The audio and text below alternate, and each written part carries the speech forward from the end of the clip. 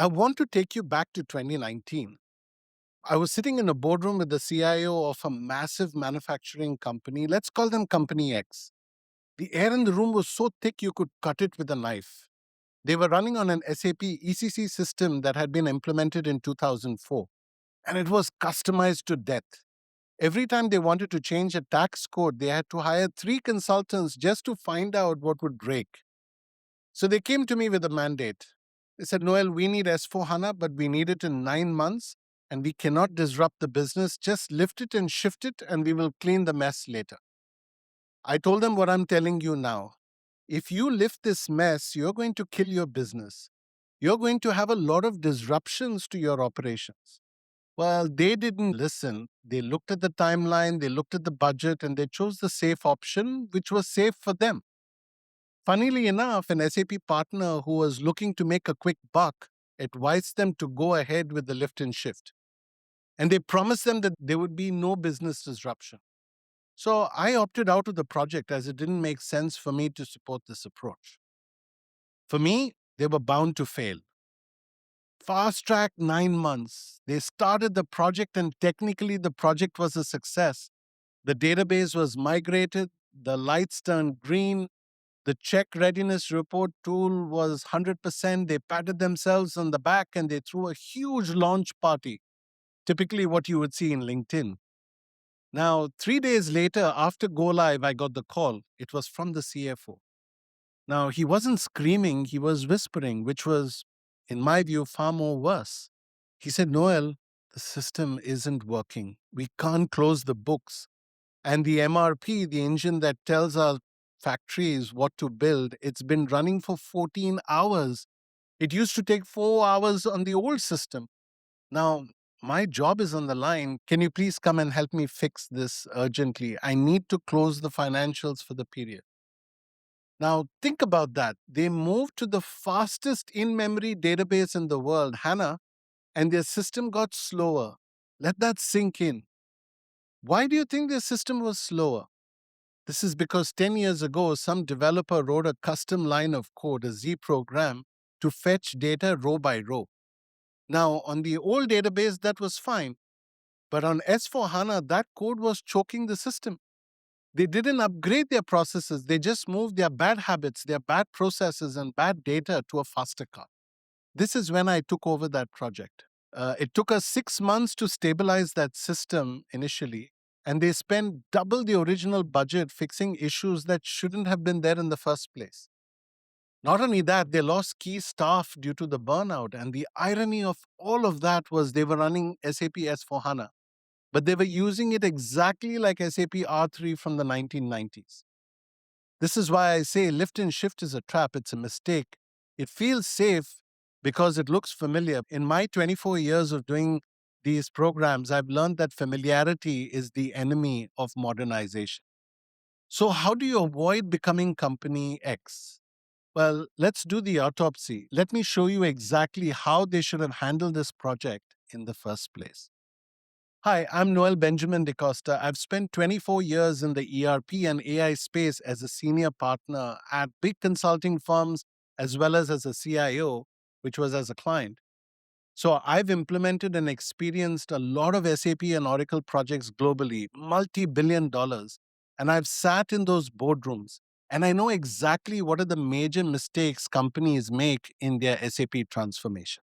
So when we opened up company's system for the autopsy, we found something that I call as the Frankenstein effect. For 15 years, every time a user complained about a button or a report, their IT team didn't ask why. They just said yes. And so they stitched on a new piece of code here, a new workaround there, a Z table here. And by the time they got to 2019, they weren't running a standard SAP system. They were running a custom software application that just happened to have an SAP logo on the login screen. Now, let me give you the specific technical reason why this system crashed on day 3.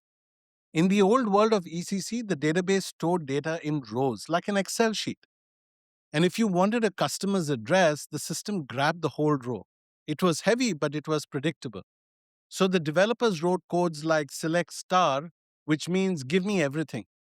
And they put that command inside loops and they did it millions of times a day. But SAP S4HANA is a columnar database. It is designed for speed. It is surgical. It hates give me the everything query. It wants you to ask exactly what do you need. So when company X moved that old select star code into S4HANA, the system didn't just run it, it had to reconstruct every single row on the fly millions of times. And that is why that MRP run went from 4 hours to 14 hours. The engine was a Ferrari, but the fuel line was clogged with 15 years of lazy coding. This brings me to the concept that you're going to hear SAP talk about constantly, which is the clean core.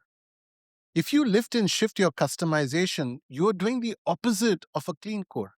You're cementing your technical debt into the foundation of your new house. And here is something nobody tells you until you sign the contract: cloud updates. In the modern world, specifically if you're in RISE or if you're in the SAP public cloud, updates happen automatically. New AI features, new compliance rules, and they get pushed out approximately every 3 to 6 months. Now, if your code is clean, you absorb those updates instantly and you get the value. If your code is covered in Frankenstein code, those updates break the system. So you spend months testing and fixing just to stay where you are. So, how do you avoid this? You don't need to guess. SAP gives you the tools, the readiness check, and the ABAP test cockpit, the ATC. But here is my advice from my experience: do not just run the tool and look at the red lights. You need to be ruthless. I tell my clients, if this custom code doesn't differentiate your business in the marketplace, kill it. Does your custom invoice print program make you more competitive than your rival? No. So delete it. Use the standard. Cleaning the code is painful. I won't lie to you. It takes time, but code is just the skeleton. Even if you fix the skeleton, if the muscles, your actual daily processes are corrupted, you can't run. And that brings us to the second killer, the one that hides in plain sight, that is the process. So let's say you survive the code cleanup, you fix the Frankenstein skeleton, and you think you're safe. This is where Company X made their second fatal mistake. And this one wasn't about hosting or licenses, it was about people. So we had fixed their performance issues and the system was stable. And during my regular chats with the CFO, he said, Noel, we bought S4 HANA because SAP told us we could close our books in 3 days instead of 10. But we are still taking 10 days. And the software is not working the way it's supposed to be. In my view, I kind of expected this reaction because we were not done yet. We had only finished step one, but they were in a hurry because their board was putting the pressure on them. And so the following Monday, I flew back into their offices. I sat down with their accounting team. They were great people, hard workers, and I watched them close the books. But what I saw, broke my heart. They were sitting in front of a brand new multi-million dollar S4 HANA system, and they were frantically running reconciliation reports between finance and controlling. And they were downloading data into Excel, pivoting it, and checking if the general ledger matches the cost center. So I stopped them and I said, why are you doing this? And they looked at me confused. They said, because we have to. I mean, we've always done it. If we don't reconcile FI and CO, the books won't balance. I mean, in the old world of ECC, the world that they lived in for 15 years, they were right. Finance, that is FI, and controlling CO worked like a divorced couple. They lived in different tables and you had to reconcile them. But in S4 HANA, that divorce is over.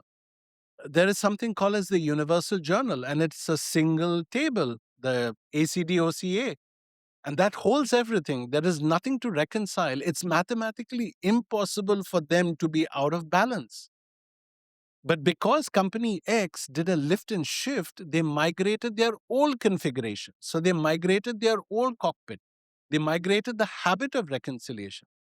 So they were driving a Tesla, but they were stopping at every single gas station because they were afraid of running out of fuel. This is the process trap.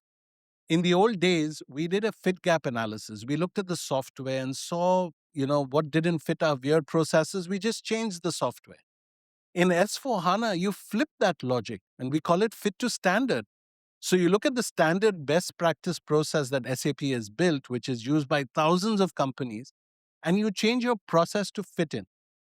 So when I told the accounting team they could stop doing reconciliations, they didn't believe it, right? But the proof is in the pudding. We had to prove it. So I showed them exactly how to run it. And once they stopped, they shaved 4 days off of their month end close. Instantly, that value that was sitting there the whole time, hidden behind a wall of old process, was showcased. So, code is the skeleton, process is the muscle, but there is still one more killer. And that one actually flows through the veins of the system.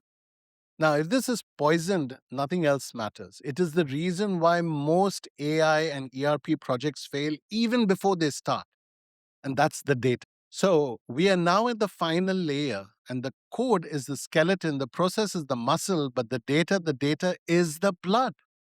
And in company X, the blood was poisoned. So 6 months after we stabilized the system, the CEO called me for a meeting and he was excited and he said, Noel, we read this huge article about AI driven forecasting in S4HANA. Now that we have a stable system and our processes are fixed, I want a dashboard and I want to know exactly which suppliers are high risk so that we can switch orders automatically using the new AI tools. So I told him, John, we are currently looking at your supplier data. Let's not talk about AI at this point of time. We haven't even evaluated your data.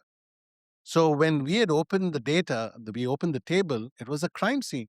We found 4 different records for the same supplier.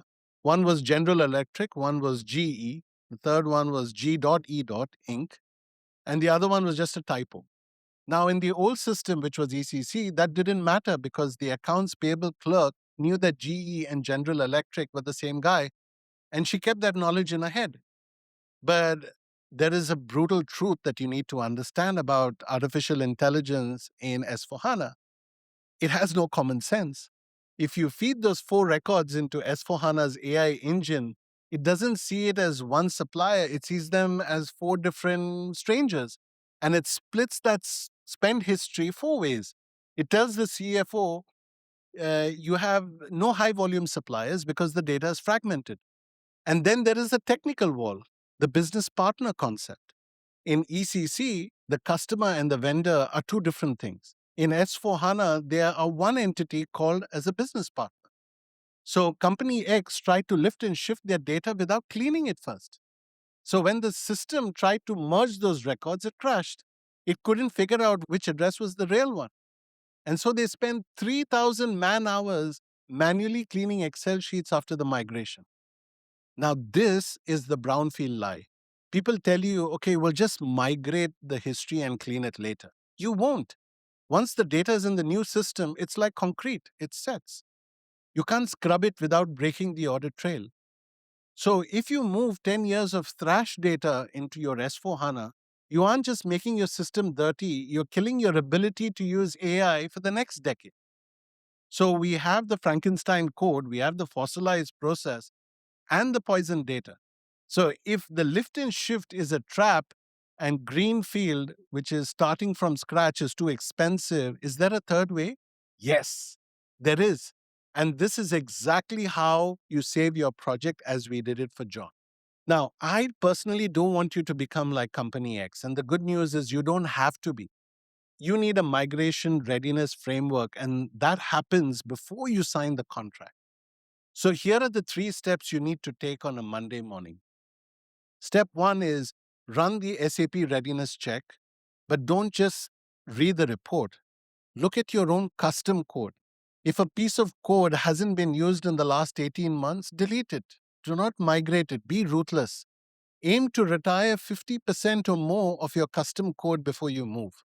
Step 2 is stop treating data cleansing as an IT task. It is a business task. Use your AI tools now before the migration to deduplicate your master data. Archive your history. Do not bring 20 years of sales orders into your S4HANA. Bring the last 2 years of active data and put the rest in a data lake. Keep the code tight, right? And step 3 is ask your partner about a selective data transition. Often it's called as a Bluefield. Now, this is the middle path. It allows you to keep your history without keeping your garbage configurations. And it allows you to redesign your processes while keeping your valuable data, which is brownfield. Now, if you follow these three steps, your data will be ready, your code will be ready, but there is one thing that isn't ready, and that's you. Because while you're fixing your data, there is a system integrator sitting in your boardroom right now promising you that your migration will be seamless, that it will come with best practices out of the box, and that there will be zero business disruption. That is the sales pitch, and the reality is completely different. In my next video, I'm going to blow the whistle on the three big lies vendors tell you during an SAP sales cycle. We are going to look at the expectation versus the reality gap. And I'm going to show you exactly how to spot the trap in the contract before you sign it. So make sure that you're subscribed, because that video, I believe, will save you millions of dollars. So I'm Noel Benjamin Dcosta. Stop moving your trash, build a future, and I'll see you in the next one.